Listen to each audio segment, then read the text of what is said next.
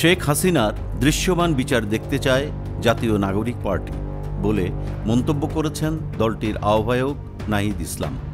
মঙ্গলবার সকাল 10টায় রায়েরবাজার জুলাই আন্দোলনে শহীদদের কবর জিয়ারত শেষে তিনি এ মন্তব্য করেন।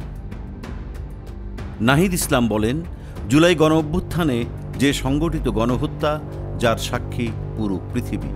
শেখ হাসিনা সরকারের যে ফ্যাসিবাদী দমনপীড়ন জুলাই মাসে ছাত্র জনতার উপর নেমে এসেছিল, আমরা অবিলম্বে এবং দ্রুত সময়ের মধ্যে তার দৃশ্যমান বিচার দেখতে চাই। এই বিচারের মধ্য দিয়েই আসলে যারা এই আন্দোলনে শহীদ হয়েছেন, আহত হয়েছেন, যাদের অঙ্গহানি হয়েছে, তাদের ন্যায় বিচার পাওয়া সম্ভব। এ সময় আহতরা যেন দ্রুত সুস্থ হয়ে ওঠেন, সেজন্য দেশবাসীর কাছে তিনি দোয়া চেয়েছেন।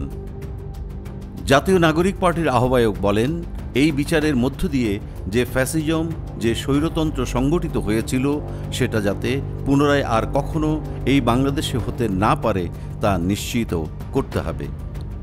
এই বিচার নিদর্শন হিসেবে থাকা উচিত।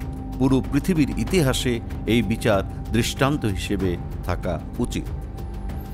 এ সময় নাগরিক পার্টির সদস্য সচিব আক্তার হোসেন, মুখ্য সংগঠক সার্জিস আলম, হাসনাত আবদুল্লাহ, মুখ্য সমন্বয়ক নাসিরউদ্দিন পাটোয়ারি, সিনিয়র যুগ্ম মুখ্য সমন্বয়ক হান্নান মাসুদ সহ অন্যান্যরা উপস্থিত ছিলেন।